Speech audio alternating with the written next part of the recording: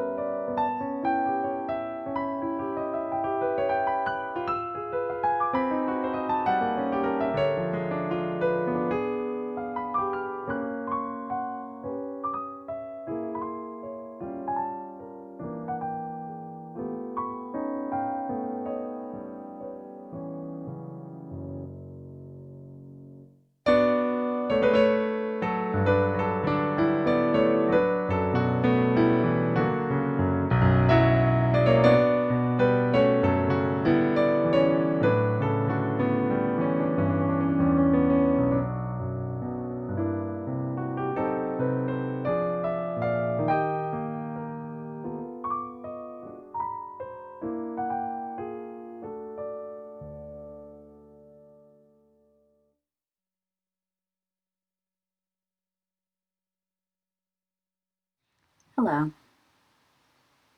I chose the topic of Black and Blue Lives Matter because my heart is breaking. I feel like we're given a false choice between caring about people of color and caring about people who serve us in our communities. And so I just wanted to take this opportunity to have us pause and think about both of these two groups, which are not mutually exclusive either, and just really think about what is it that we can do to make things right. So I hope you will join me in this journey trying to figure that out.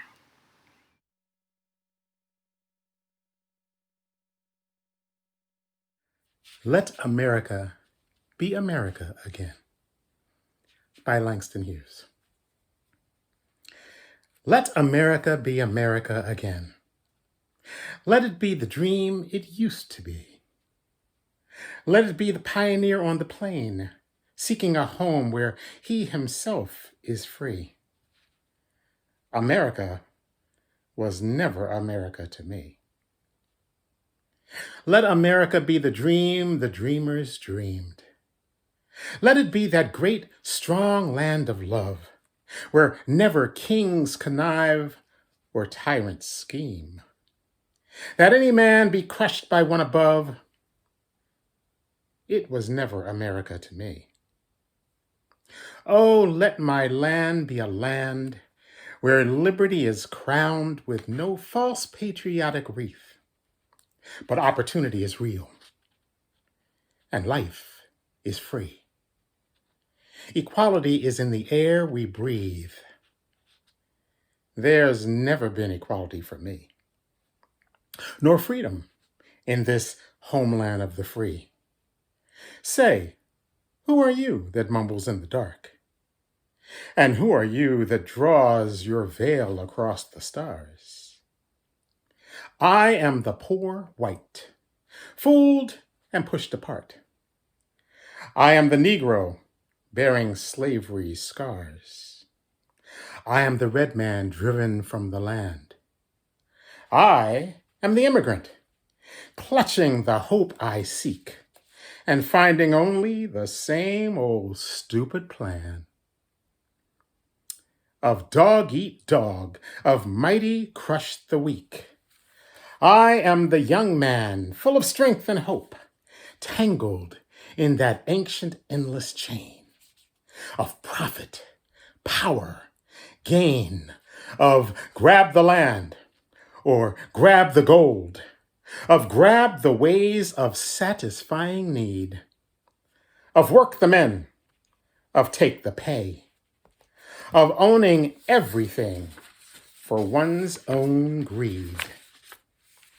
I am the farmer, bondsman to the soil. I am the worker, sold to the machine. I am the Negro, servant to you all.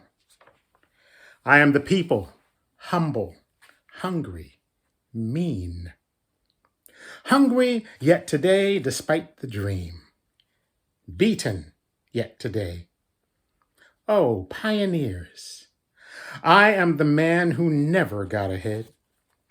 The poorest worker, bartered through the years. Yet, I'm the one who dreamt our basic dream. In the old world, while still a serf of kings, who dreamt a dream so strong, so brave, so true, that even yet its mighty daring sings in every brick and stone, in every furrow turned. That's made America the land it has become. Oh, I am the man who sailed those early seas in search of what I meant to be my home. For I'm the one who left dark Ireland's shore and Poland's plain and England's grassy tea. And torn from black Africa's strand I came to build a homeland of the free. The free? Who said the free? Not me. Surely not me. The millions on relief today? The millions shot down when we strike? The millions who have nothing for our pay?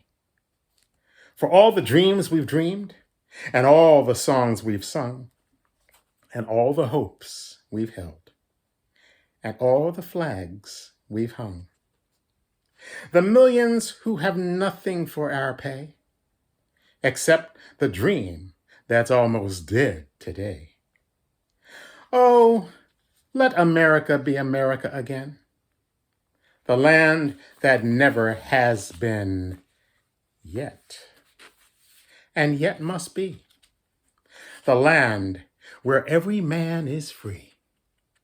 The land that's mine, the poor man's, Indians, Negro, me, who made America.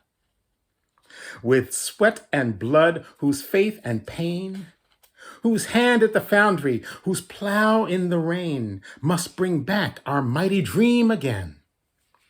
Sure, call me any ugly name you choose. The steel of freedom does not stain. From those who live like leeches on the people's lives, who must take back our land again. America. Oh yes, I say it plain. America never was America to me. And yet, I swear this oath, America will be. Out of the rack and ruin of our gangster death, the rape and rot of graft and stealth and lies, we, the people, must redeem the land, the mines, the plants, the rivers, the mountains, and the endless plain. All the stretch of these great green states, and make America again.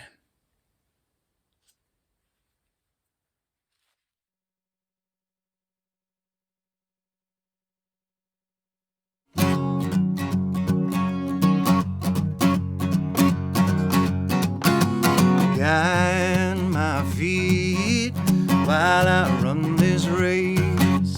Guide my feet while I run this race. Guide my feet while I run this race. For I don't want to run this race in vain, race in vain. Hold my hand while I run this race. Hold my hand while I run this race. Hold my hand while I run this race. For I don't want to run this race in vain, race in vain. Stand by me while I run this race. Stand by me while I run this race. Stand by me while I run this race. For I don't want to run this race in vain. Search my heart while I run this race. Search my heart while I run this race. Search my heart while I run this race. For I don't want to run this race in vain, race in vain. Oh, guide my feet while I run this race. Guide my feet while I run this race. Guide my feet while I run this race. For I don't want to run this race in vain, race in vain. No, I don't want to run this race in vain.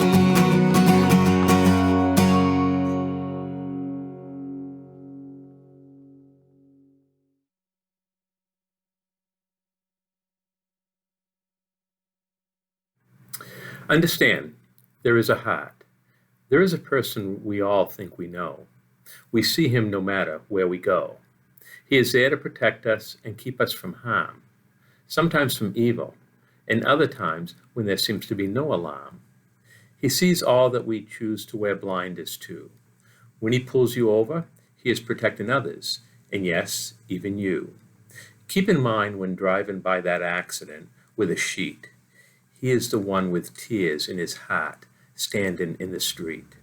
He is the one that walks into a family's home where he finds a battered child, holds his anger, and minds his tone. He sees that woman that has been beaten till she bled, knowing that next week another tear this woman will shed. He is the one that goes to work on the streets full of guns and drugs, while praying he makes it home to his wife and his children's hugs. This man is expected to see things and stay polite, to tolerate abuse from both sides of the law, day and night. Some say he is there to harass others with his power. He is actually there to protect us, hour after hour.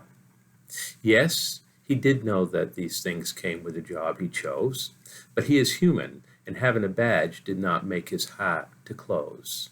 Many ask, then why did he choose this job to do? He chose it hoping to help. He chose it for me. He chose it for you.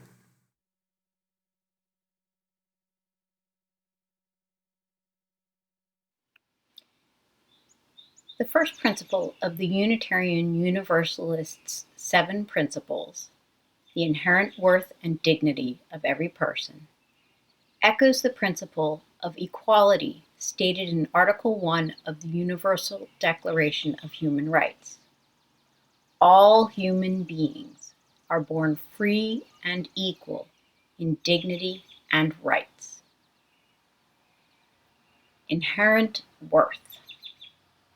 Free and equal. Dignity and rights. These are big, important concepts. So I want us to look at them a bit with Merriam-Webster's help. I usually go to that source frequently. So inherent worth. Inherent means something that's built in, innate, intrinsic, natural.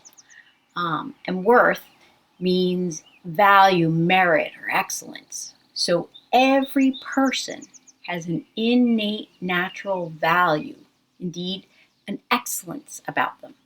Every person, period. So think about that for a second. When you were in the line in the grocery store and that person came up and they were starting to unload all their things onto the conveyor belt and you were looking at them like, what the heck, I'm not done unloading mine. Well, may not have felt like it, but they had inherent worth. So inherent worth exists even when we're not feeling it. Okay. Free and equal. Free.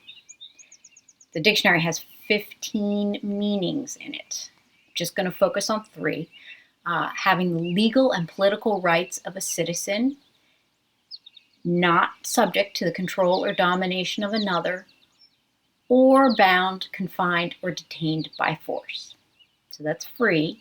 And then we have equal, of the same measure as another member of a group, class, or society. So free and equal means every person, regardless of what group, class, or society they belong to, have the same legal and political rights as any other person and may not be controlled or dominated by any particular group, class, society, or institution. So again, I like examples. So an example might be a person with a mental or physical disability still has legal and political rights, and do not give them up just because they have a disability. Or if a person lacks the ability to read, they still have a legal and political right to know what their government is doing, which leads into the rights piece. Rights are something that one may legally claim as having the power to know or do. So your right at this moment is being exercised by watching this video. No one's making you watch it. You are free to go at any moment, and I do not have the authority or ability to make you watch it. This is of your own free will, your right. So all those concepts are really important. Inherent worth, free and equal rights. But there is one concept left that is more challenging and takes a little bit more, and that is dignity. So first, a story. It's not exactly a fun story, but it's very much related. I recently attended a rally in which I was part of the minority voice that stood for a particular cause. I had arrived late and hadn't found my people, so I just stood on the side of the road with my sign as the public walked by and cars crawled along in the traffic jam. The feeling of hatred and loathing directed at me by strangers was shocking. There was so much hatred, in fact, that individuals who didn't know me flipped me off, shouted at me, and taunted me. One person even looked as if they were preparing to spit at me. I felt fear. I felt surprise. I felt overwhelmed. And I felt at a loss. The emotional toll of accidentally being the only person who stood for my cause amongst a mass of people who clearly disagreed with it was significant. The hatred was so palpable, in fact, that I began to fear that someone might physically harm me, and I felt apprehensive any time someone came up behind me or ran in my direction. It was not a good feeling, but I had the ability to walk away. People of black and brown skin cannot walk away from their skin. Police officers cannot abandon their uniforms when on duty. So what does this have to do with dignity? Everything, really. Donna Hicks, an associate at the Weatherhead Center for International Affairs at Harvard University, has seen her share of conflicts. She's been involved in many international conflict resolution meetings, and she's actually written a book called dignity, the essential role it plays in resolving conflict. She identifies dignity as the priceless gift of being accepted as having inherent value and worth, while acknowledging that we are vulnerable too and must be treated with care. So when we honor other people's dignity, we strengthen our own. It's not easy, and we have to work at it every day. There was no dignity given to me during that rally, no inherent worth. I was free, yes, but definitely not considered equal, and my right to protest was met with disdain. The cause I was standing up for was Black Lives Matter, and I was protesting because my friend had pointed out to me that by my very whiteness, I had a responsibility to speak up, because my whiteness might make it possible for some people to hear the Black Lives Matter message more clearly. The message is, we can't let the issue of racism be sugar-coated or swept under the rug as it has so many times before in our country's history. It is time to take action now and get it right now, because Black lives do matter. And let's be clear, I don't mean that they matter more than any other life. That's not the point at all. You know that based on inherent worth and dignity of everybody. The point is that the time is now for Black lives. Just like during the Holocaust, it was time for all people who were Jewish. They needed people to act as though Jewish lives mattered, not because they were better, but because they were being persecuted. And Black lives, especially young Black males, are still being persecuted in our country and in other countries as well. That means that people of color are not being treated with inherent worth, nor as free and equal beings who share the same rights as any other person in our nation. Which goes back to the protest. As things died down and I turned to go back to my car, someone came running up to me and asked to talk. I was a little nervous, but I said okay. And during the conversation, she asked me point blank if I thought that the police force should be eliminated. I was taken aback. Of course not.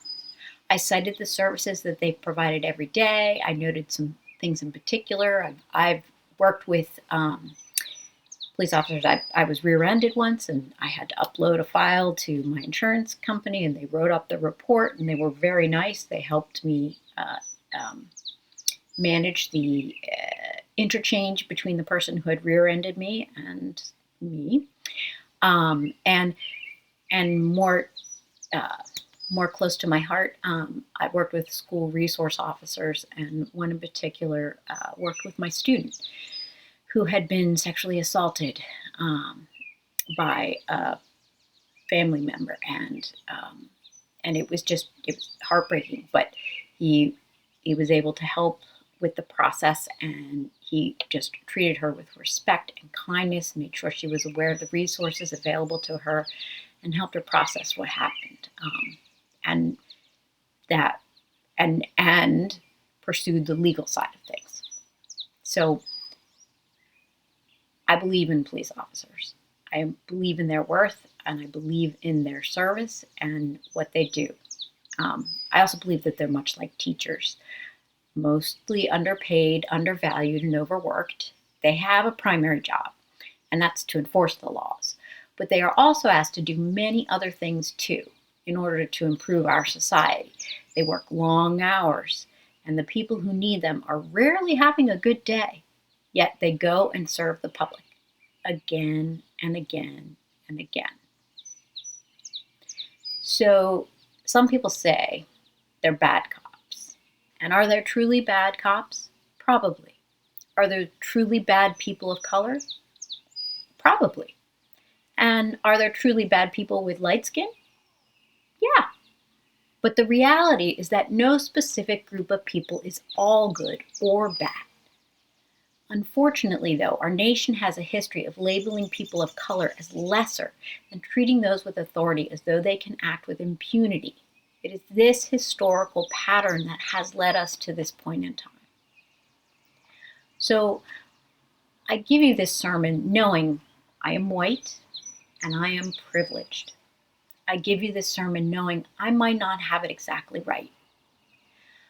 But I'm daring to give you this sermon so that we can think about how to move forward in a positive way. How do we end systemic racism that causes people of color to be considered somehow less? How do we end the institutionalized use of police brutality without unfairly pointing a finger at officers who are not involved in using it? How do we raise up the good that exists amongst these two groups to set a positive tone for how to move forward? In short, how do we heal this hurting?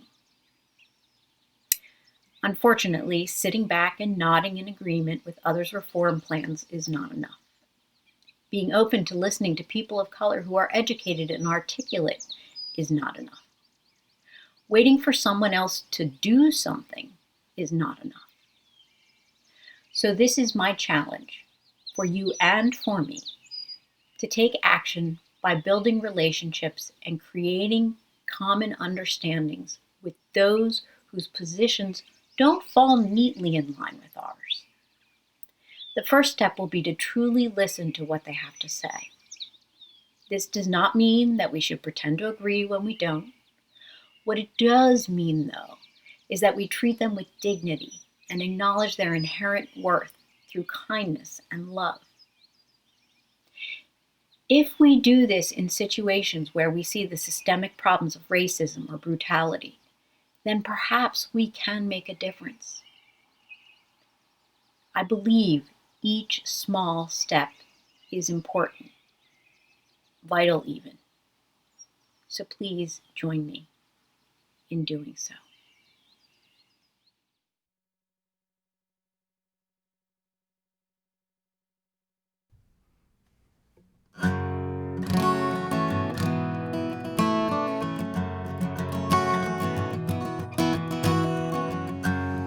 Abdi's father got home so late last night. We heard it in period 5. Hands still shaking, so angry and terrified. Feeling lucky to still be alive. Class, you can put down your Harper Lee. I think for the morning we might need to hear from Abdi.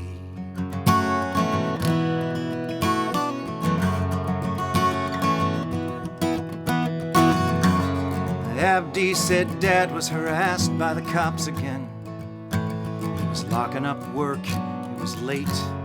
Caught in the headlights, an hour of questioning. Who are you? Why this time? Why this place? Tell me, class, what did Dad do wrong? And how many years can we live here before we belong? Black and blue, all of the things that they thought that they knew. Black and blue, they'd heard all the stories, believe they were true. And if they won't listen, then what can we do but go on till we're gone, black and blue.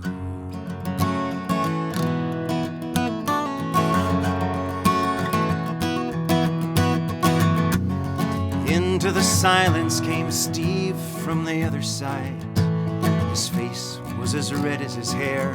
He said, my dad's a cop and you know it's like suicide to not keep your guard up out there.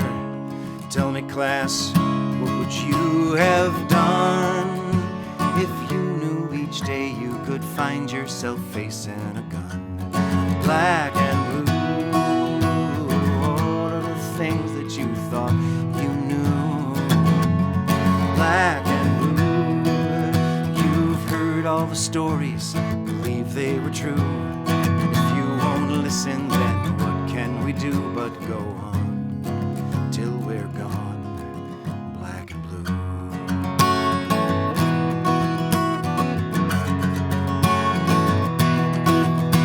Around and around they went, trash talking, bashing and thrashing their way through the fear, till I found myself stumbling, mumbling, fumbling, helpless to hold back the tears.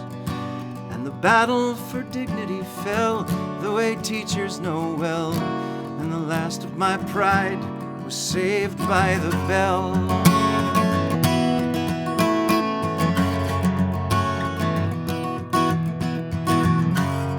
Abdi and Steve, they don't talk anymore, I've heard. The bridge of that friendship is burned. I think of them now when I'm teaching from Mockingbird, and I wonder what anyone learned. Tell me, class, did something get through about seeing the world from a different color than you? Black and blue, all of the things we thought that we knew. Black and blue, we've heard all the stories, believe they were true. But if we won't listen, then what can we do but go on till we're gone? Black and blue.